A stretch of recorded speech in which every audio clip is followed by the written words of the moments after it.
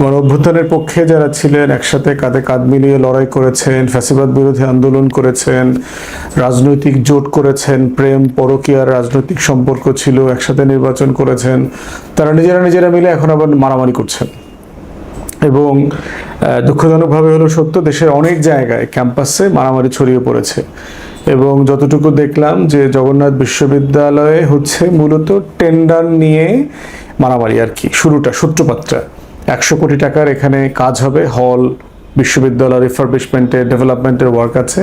কাজটা আসলে কে করবে, এটা কিন্তু আওয়ামী লীগের আমল থেকেই এই তর্কটা ছিল। অন্তর্বর্তীকালীন সরকারের সময় আমরা দেখেছি যে এই তর্কটা ছিল যে কাজটা আসলে কাকে দিয়ে করানো হবে। তো ছাত্র সমাজ, সাধারণ ছাত্ররা তারা চাচ্ছে, এবং শিবির দেখলাম যারা নির্বাচিত প্রতিনিধি আছে জগন্নাথ বিশ্ববিদ্যালয়ে, তারা সবাই চাচ্ছে কাজটা সেনাবাহিনীকে দিয়ে করাতে।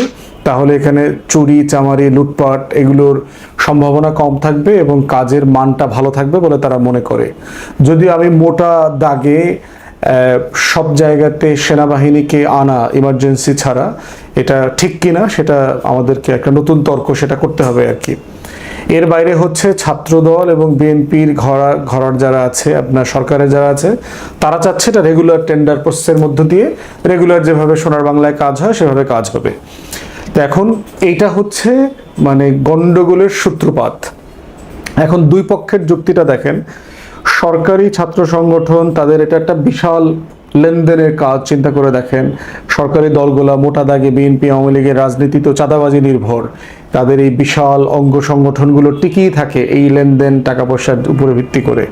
তো সেখানে সেনাবাহিনী যদি কাজ করে সেখানে তারা চাঁদাবাজি করতে পারবে না আলটিমেটলি। তো এই দ্বন্দ্বের সমাধান করা যায় নাই, এই জন্য ছাত্রদল শিবির ক্যাম্পাসে সংঘর্ষ লেগে গেছে। এবং দেখলাম যে এটার যে মানে স্পিল ওভার এফেক্ট সেটা সব জায়গাতে, ঢাকা কলেজে, ঢাকা আলিয়াতে মারামারি দেখলাম, যুব দলের নেতারা হেলমেট বাহিনীর মতো রাস্তায় নেমে গেছে, হাসপাতালে গিয়ে দেখলাম শিবির পিটাচ্ছে, জাতীয় ছাত্র শক্তি এনসিপি ছাত্র সংগঠনের ছেলেপেলেকে পিটাচ্ছে। বেগম রোকেয়াতে দেখলাম জুলাইয়ের এক্সিবিশন নিয়ে কোন কি ছবি, কোন শহীদদের ছবি থাকতে পারবে কি পারবে না, জাতীয় নেতাদের যাদের ফাঁসি হয়েছে তাদের ব্যাপারে এইটা নিয়ে খুবই তুচ্ছ বিষয়ে মারামারি হয়েছে। ঢাকা কলেজেও দেখলাম যে একই রকম জুলাইয়ের দোয়া মাহফিল নিয়ে ঝামেলা হচ্ছে। তো মোটামুটি অনেক জায়গাতে একই সমস্যাগুলো হচ্ছে। আমাদের সবার জন্য এটা খুবই লজ্জার আর কি, মূলত যে আমাদের এখনো জুলাই আগস্ট শেষ হয় নাই, আমরা এখনো শত শত শহীদদের কবর আইডেন্টিফাই করতে পারে নাই। আমাদের 17 বছর 18 বছরের ফ্যাসিবাদী শাসন ব্যবস্থার যে পোস্টমর্টেম করা দরকার সিরিয়াসলি সেটা করতে পারে নাই। দিল্লির আওয়ামী লীগের যে বয়ানের রাজনীতি চলছে, 5 তারিখে হাসিনা নাকি লাইভে সাংবাদিকদের সাথে কথা বলবেন দিল্লিতে। তো এই ধরনের বাস্তবতার ভিতরে গণ অভ্যুত্থানের পক্ষের শক্তিগুলো নিজেরা লেগে গেছেন এবং এটা খুবই দুঃখজনক। আমরা মনে করছি যে আমাদের মাননীয় স্বরাষ্ট্রমন্ত্রী বক্তব্য যেটা বলছেন বিভিন্ন জায়গাতে, এই কাজগুলো বাস্তবে আমরা দেখতে পাচ্ছি না। আমরা দেখতে পাচ্ছি খুবই ছোটোখাটো তুচ্ছ বিষয়ে সরকারি দলের বিভিন্ন পর্যায়ের নেতাকর্মীরা মারামারি, সহিংসতা, সংঘর্ষে জড়ায় পড়তেছে এবং এটা চলতেছে। এটা হল দখল, ক্যাম্পাস দখল, এরপরে আধিপত্য, এই সব কিছুতে চলে যাচ্ছে। এটা বন্ধ করবার জন্য আমি বরাবরই আমাদের যে প্রিন্সিপাল পজিশন, যে ক্যাম্পাসে দলীয় ছাত্র রাজনীতি থাকতে পারবে না, কেউ ক্যাম্পাসে রাজনীতি করতে পারবে না। সেটা বাম হোক, ডান হোক, ছাত্রদল, শিবির, কোনো ছাত্র সংগঠন নামে বেনামে ক্যাম্পাসে রাজনীতি করতে পারবে না। ক্যাম্পাস লেখাপড়ার জায়গা। প্রত্যেকটা কলেজ বিশ্ববিদ্যালয়ে শুধুমাত্র নির্বাচিত ছাত্র সংসদ থাকবে, যেই ছাত্র সংসদে ব্যক্তিগতভাবে নির্বাচন করতে হবে, কোনো দলের সমর্থিত প্যানেল আকারে নির্বাচনও করা যাবে না।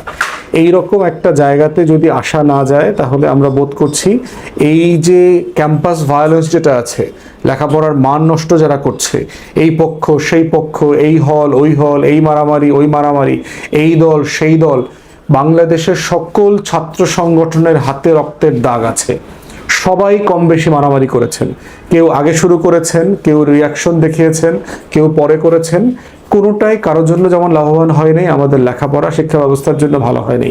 তাই এটার গোল্ডেন সলিউশন হচ্ছে বাংলাদেশের সকল ক্যাম্পাসে আইন করে শিক্ষক রাজনীতি, ছাত্র রাজনীতি, কর্মকর্তা কর্মচারী রাজনীতি, দলের নামে বেনামে সব বন্ধ করে দিতে হবে। কোনো কিছু থাকতে পারবে না। ক্যাম্পাস লেখাপড়ার জায়গা, গবেষণার জায়গা, তর্ক বিতর্কের জায়গা। এটার কেন্দ্রবিন্দু থাকবে হচ্ছে ছাত্র সংসদ, যেখানে ব্যক্তিগতভাবে নির্বাচন করতে হবে, এবং হচ্ছে টিএসসি, যেটা হচ্ছে এখানে মেধা বিকাশ এবং এক্সট্রা কারিকুলার চর্চার কেন্দ্রবিন্দু হবে।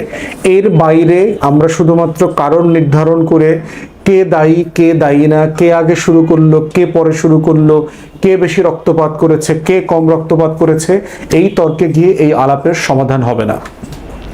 সরকারি দলকে বলছি, আপনাদের দায় বেশি, কারণ আপনারা সরকারে আছেন, আপনারা দেশের বড় দল সংসদে এবং সংসদের বাইরে। আপনারা যদি আপনাদের নেতাকর্মীকে নিয়ন্ত্রণ করতে না পারেন, দেশে কিন্তু 101টা সমস্যা আছে।